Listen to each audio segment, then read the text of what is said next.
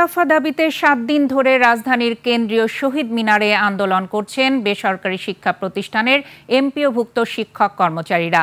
আন্দোলনের অংশ হিসেবে আজ দুপুরে কালো পতাকা মিছিল করেন তারা। শিক্ষা জাতীয়করণ প্রত্যাশী জোটের নেতারা জানিয়েছেন, ন্যায্য দাবি আদায় না হওয়া পর্যন্ত তারা শহীদ মিনার ছাড়বেন না।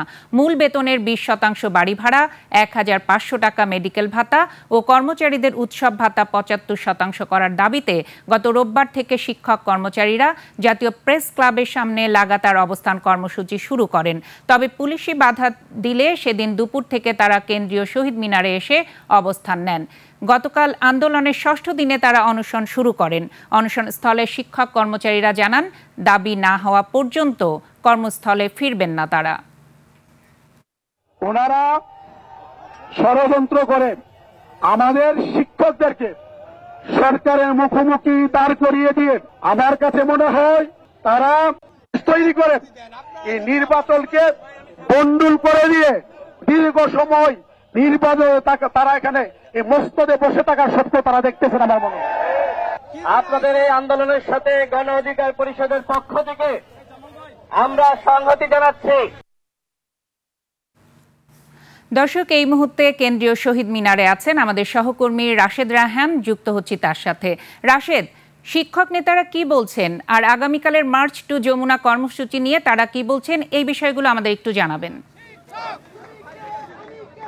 ধন্যবাদ। আপনি জানেন যে আসলে ৭ দিন ধরে কিন্তু এমপিভুক্ত শিক্ষক কর্মচারীদের আন্দোলন সেটা কিন্তু চলমান রয়েছে এবং ৬ দিন যাবৎ কিন্তু তারা সারা দেশে অনির্দিষ্টকালের জন্য যে শিক্ষা কর্মবিরতি সেটি কিন্তু আসলে তারা পালন করছে এবং গতকাল থেকে শহীদ মিনারে তারা কিন্তু অনশন কর্মসূচি পালন করছেন। আজকে তাদের পূর্ব ঘোষণা অনুযায়ী যে কালো পতাকা মিছিল হওয়ার কথা সেটি কিন্তু অনুষ্ঠিত হয়েছে। তারা এই শহীদ মিনার থেকে কালো পতাকা মিছিল নিয়ে বের হয়ে শিক্ষা ভবন পর্যন্ত যান এবং সেখানে কদম ফোয়ারায় সামনে কিন্তু সেখানে তাদের যে সংগঠক রয়েছেন অধ্যক্ষ দেলোয়ার হোসেন আজিজি, তিনি কথা বলেন। সেখানে রাজনৈতিক দলের নেতারা আসেন, বিশেষ করে গণ অধিকার পরিষদের যে সাধারণ সম্পাদক রাশেদ খান, তিনি এসে সেখানে সংহতি জানান। তাদের যে আন্দোলন রয়েছে, তাদের ন্যায্য দাবি, যে দাবি চাওয়া হচ্ছে সেটি ন্যায্য এবং ২৪ ঘন্টার মধ্যে তাদের দাবিগুলো মানার আহ্বান জানান। এবং শিক্ষক যে নেতারা তারা কিন্তু বলছেন যে তাদের পূর্বে মন্ত্রণালয়ের বৈঠকের পর তারা যে ছাড়টি দিতে চেয়েছিলেন প্রজ্ঞাপনে, এখন 10% ও পরবর্তী বাজেটে আরও 10% তাদেরকে যে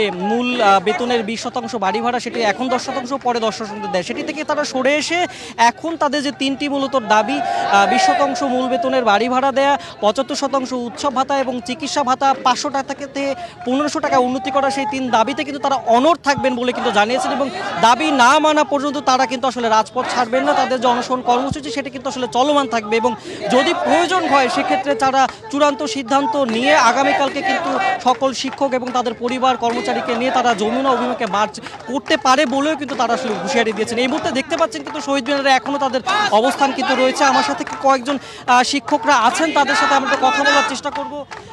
কি মনে হচ্ছে? মানি না, মানবো না। জি হ্যাঁ, সরকারের সাথে তো আপনাদের মন্ত্রণালয়ের বৈঠক হয়েছে, এখন কি মনে হচ্ছে? আর এখনো আমরা সুস্পষ্ট কোনো ঘোষণা তাদের কাছ থেকে পাচ্ছি না, আশাও পাচ্ছি না। তো আমরা বিগত ৭ দিন ধরেই আজকে আমরা কেন্দ্রীয় শহীদ মিনারে অবস্থান করছি এবং বিভিন্ন কর্মসূচি পালন করছি। সেই সাথে আমরা এখনও আমাদের 20% বাড়ি ভাড়া এবং 1500 টাকা চিকিৎসা ভাতা এবং 75% যে আমাদের উৎসব ভাতা আছে, আমরা এটাতে এখনও অনড় আছি। এইটাকে সামনে রেখেই আমরা কেন্দ্রীয় শহীদ মিনারে অনশন কর্মসূচি পালন করছি এবং পাশাপাশি অন্যান্য প্রোগ্রামও আমরা চালাচ্ছি।